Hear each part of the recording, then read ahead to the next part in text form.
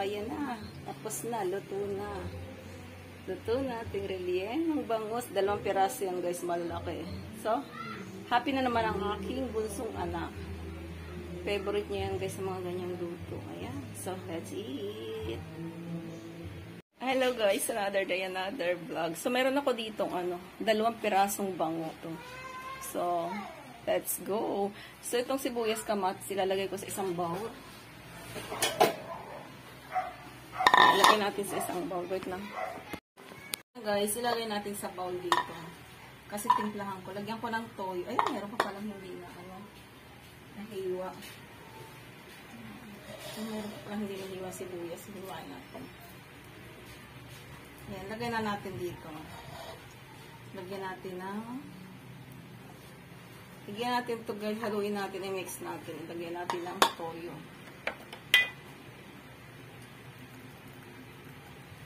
Yan yung magpapalasa dyan. Toyo sa bangus. Then kuha tayo ng seasoning. Ang mahiwagang seasoning. Ayan, natutuyo na. Damihan natin. Hindi naman kasi maalat. Kung gusto tayo nakamasa. Then lamasin. So ngayon, ito ang bangus. Yung bangos, ayan, hiniwa na yan sa gitna. Ayan ang may tubig. Ayan, nahiwa na yan sa gitna. Ayan, ayan, nakita nyo, hiwa na yung gitna. Ilagay natin ito. Ay, sorry. Hindi ko nilagyan ng paminta pala. Sorry, paminta. Okay. So, nakalimutan ko lagyan ng paminta, guys. Paminta. Ang lamas. Ang paminta. Baka may naiwan pa akong ingredients. Ayan, lagay natin dito.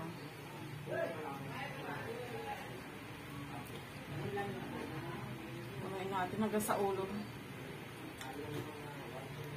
Siksikin natin.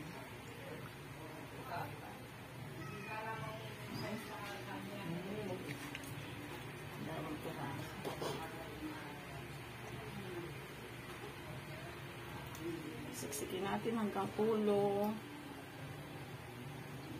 para may laman ng ulo. Ayan, lagyan natin ito para ibabad natin sa git.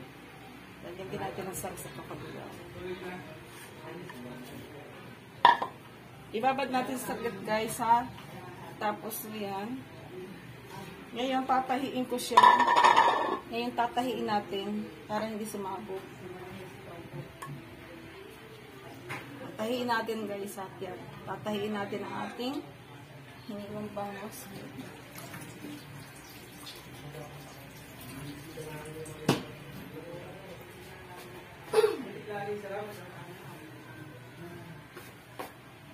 Ayan guys, natahi ko na yung bangus natin. Ayan, natahi ko na yan.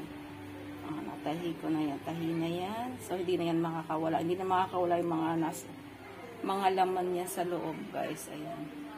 So, ngayon, isasalang na natin. So, ipiprito natin to guys. Ipiprito, hindi to iihawin. Ipiprito lang to. So, itry nyo rin to, guys. Masarap to. Ilang beses ko na rin nagawa to. May iba naman tayo.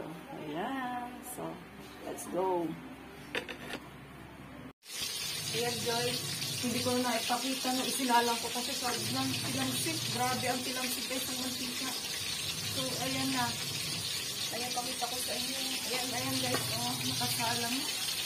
Ayan, naging kulay toyo na yung mantika ko guys. Kasi binabad ko ngayon si toyo. Ayan na. Sobrang pumutok guys ha. Grabe yung putok. So, tapan natin. Ayan guys, baliktarin na natin. Pinatay ko muna guys kasi hindi talaga kakayanin ng power ko kapag buhay to. Kasi titilamsik talaga to. Ang lakas pa naman ng impact ng bangus. Grabe.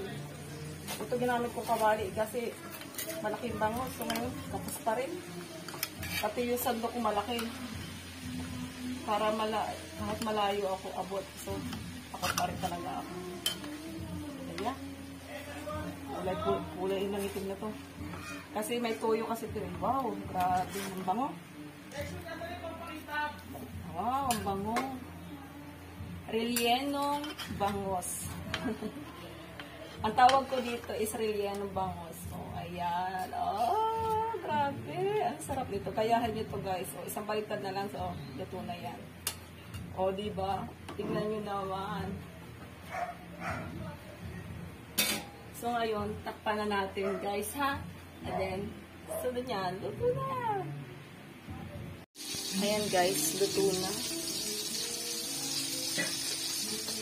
Ayan na. Ayan ang bangus guys. So, ayan na. So, luto na ang ating rellenong bangos. So, diba? May relleno na tayong bangos. Ang tawag ko dyan is relleno. So, lagay na natin sa plate. So, ayan na. Tapos na. Luto na. Luto na ating rellenong bangus. 2 piraso yan guys. Malalaki. So, happy na naman ang aking bunsong anak. Favorite niya yan guys sa mga ganyang luto. Ayan. So, let's eat.